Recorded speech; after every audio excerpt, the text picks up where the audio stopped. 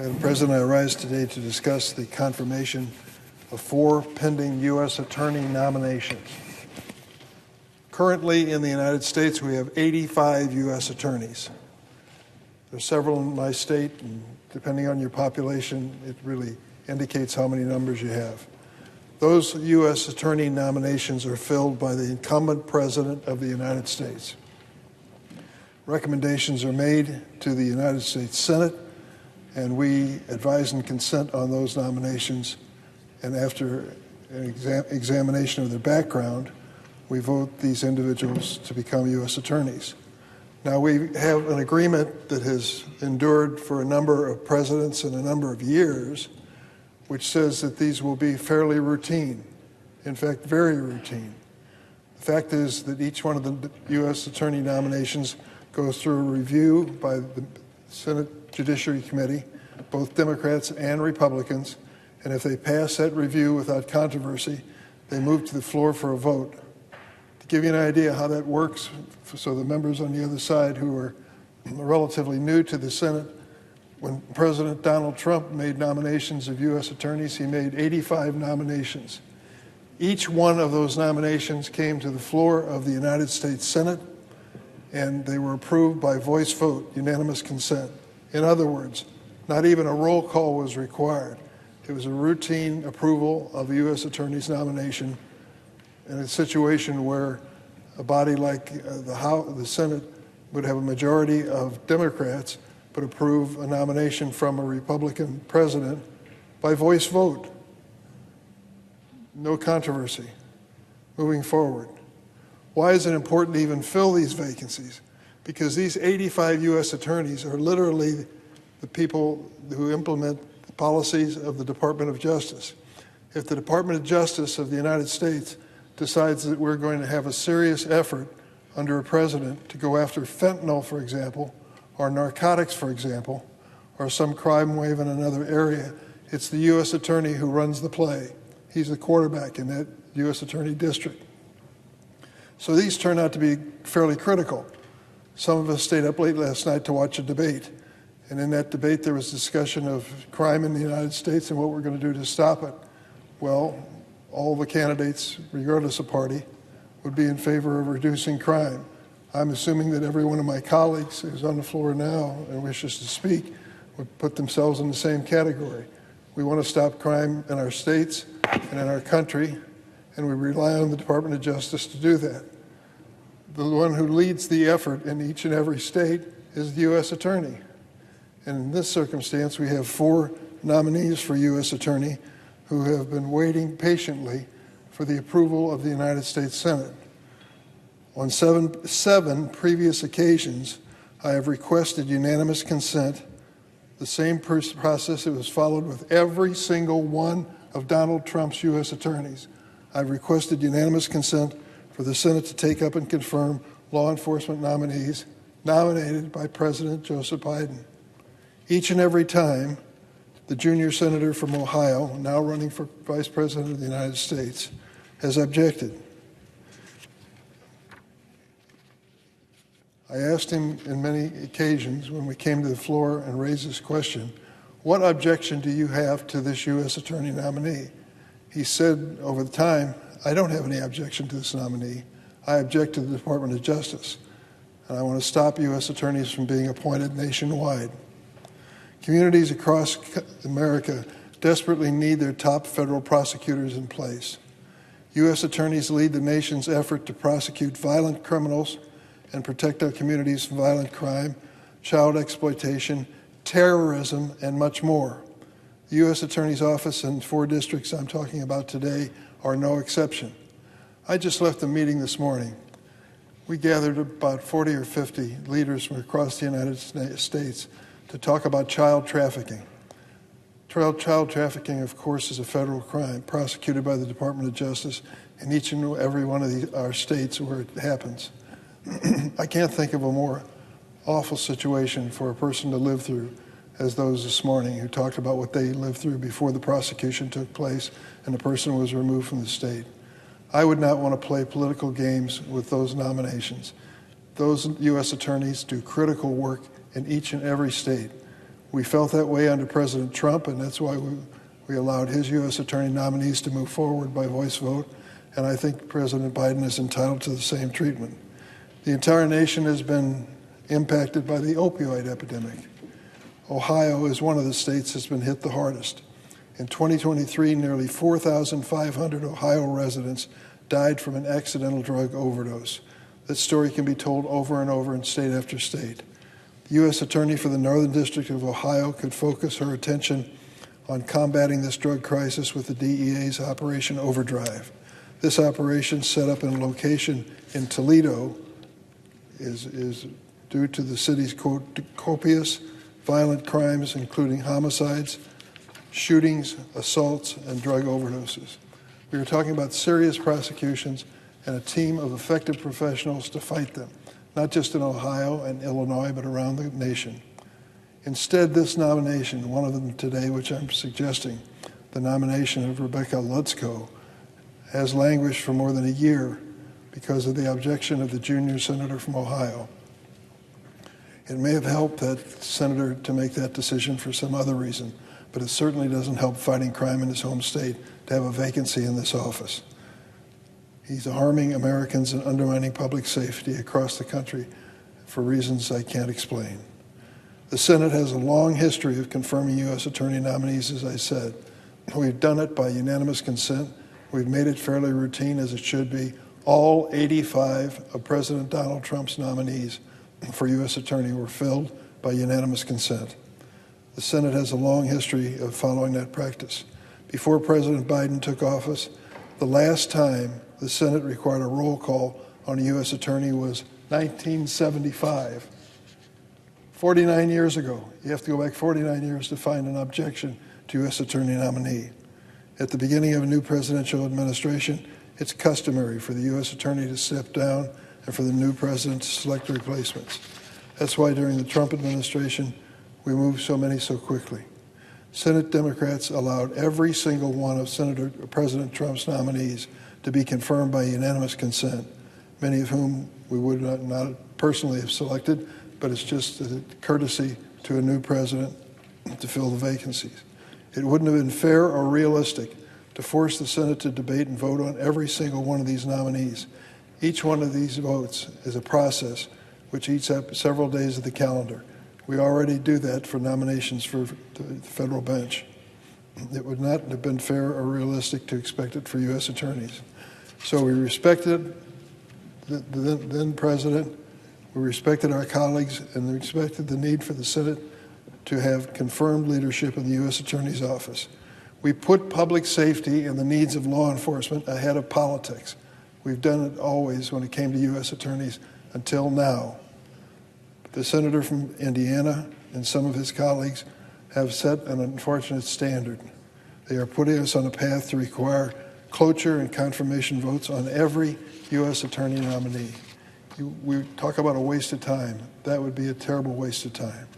This is entirely unsustainable, which is something everyone here knows. Without Senate-confirmed leadership of U.S. attorneys, public safety will suffer across the United States. Candidates cannot vote to delay these nominations and then stand up that they're for law and order and they want to fight crime. We shouldn't be playing politics. I don't know the reason behind this. I believe it's entirely political, but I hope my colleagues will think twice about it. What we do to one another will likely be revisited and become a precedent in the Senate to the detriment of everyone. These highly qualified nominees that I'm nominating today, the four of them, have the strong support of their home state senators, including several members of the Republican caucus. And if President Biden has been accused of misuse of the Justice Department, we shouldn't take that out on these individuals who are competent and qualified to keep us safe.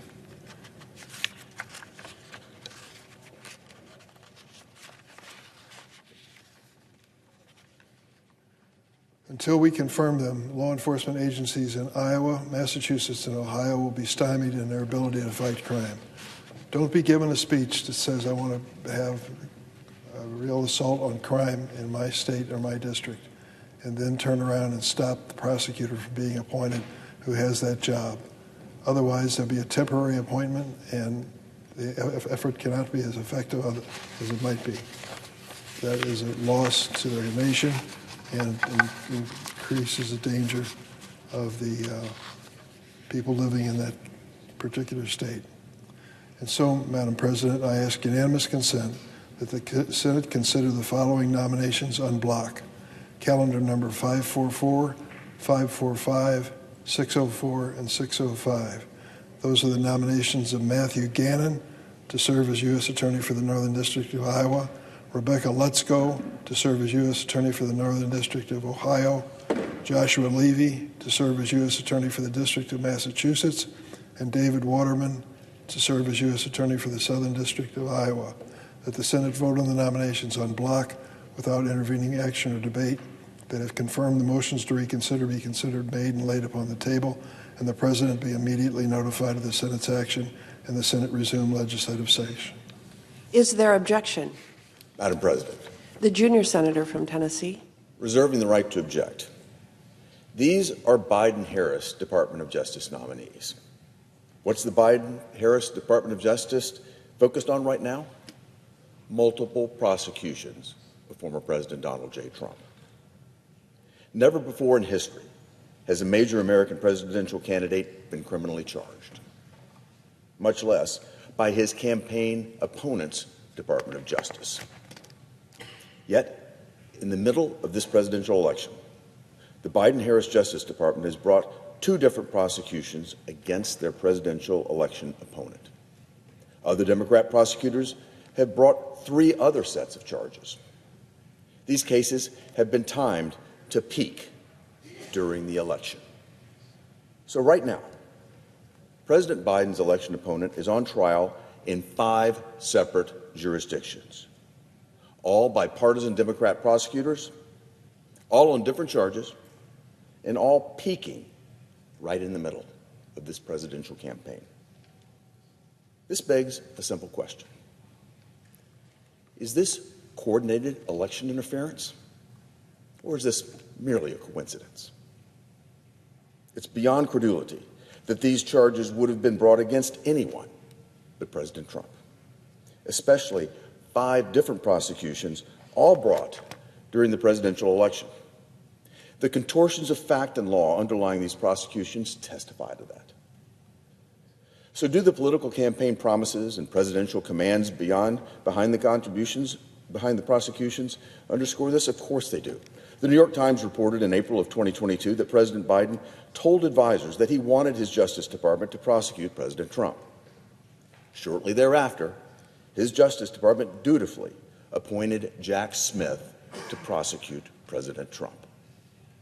When Alvin Bragg ran for district attorney, he campaigned on getting Trump. He did just that, using a made-up, never-before-pursued theory.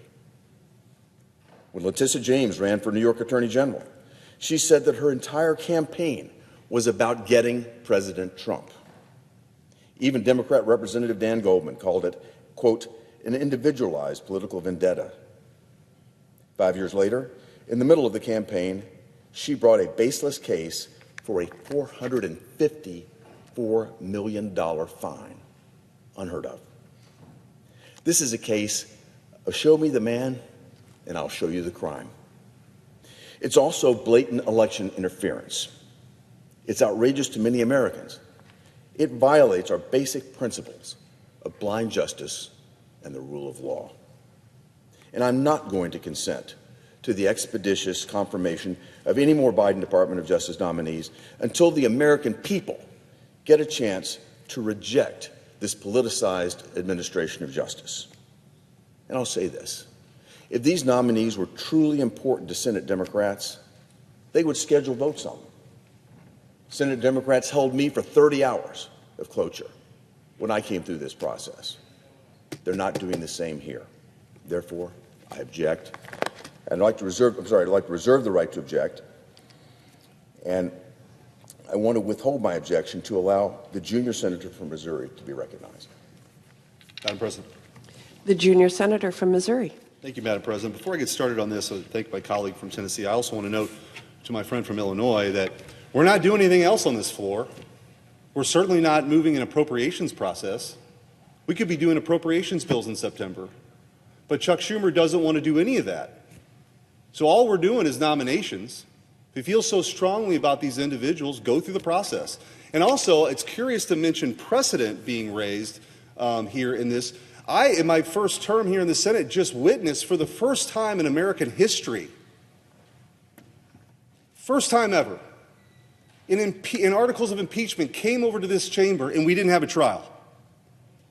So forgive me if I don't want to be lectured about precedents. There's a process to get this done. We'll never have an opportunity to have a trial on Mayorkas like we should have had. But I digress. My objection here today is not specific to the qualifications of the individuals who've been nominated. My objection instead is to the fact that we live in a time right now, and as a lawyer, this is deeply saddening, where the Department of Justice and other government agencies are being politicized and weaponized.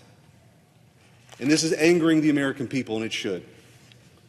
American history has no shortage of important moments marked by statesmen making difficult decisions, which balance the outrages of the moment with the long-term stability of our republic. Throughout this last year, many of us have denounced here the weaponization of Joe Biden, the weaponization of the Justice Department by Joe Biden and Kamala Harris. What many in the political establishment don't care to acknowledge is that this is resonating even more with American working folks who believe that there's a two-tiered system of justice in our country, and it's being unlawfully applied.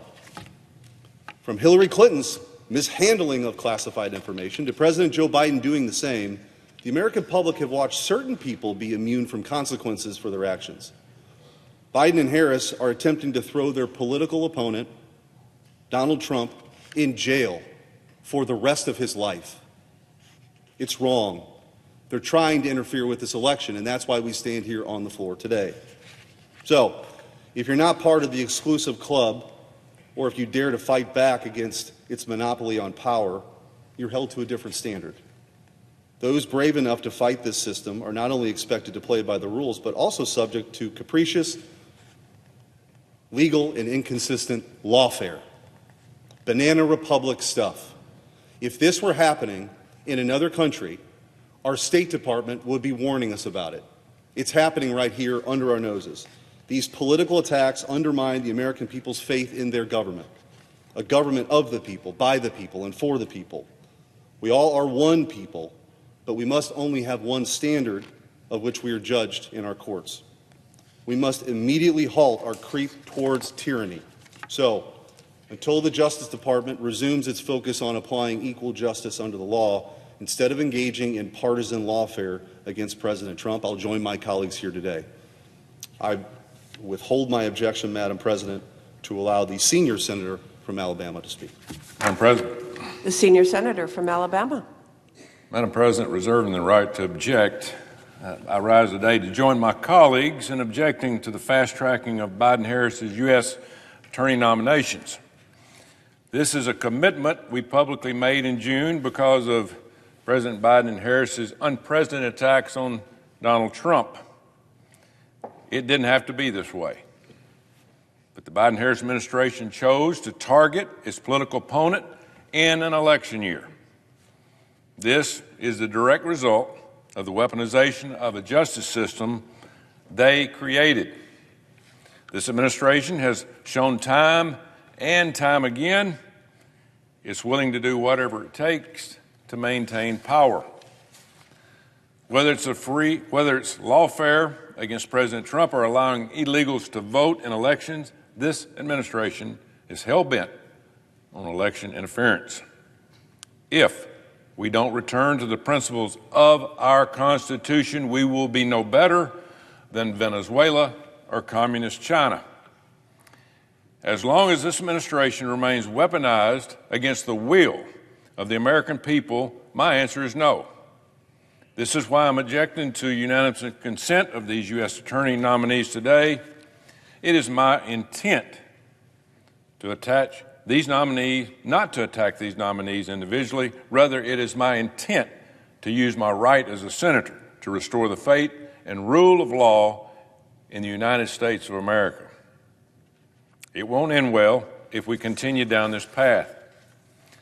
I, for one, will never stop fighting against this weaponization of the federal government. I don't care who it is. By continuing to stand up for the rights, I believe Americans' faith in our institutions will be restored. Madam President, I withhold my objection to allow the junior senator from Tennessee to be recognized. Reserving the right to object, Madam Chair. Junior senator from Tennessee.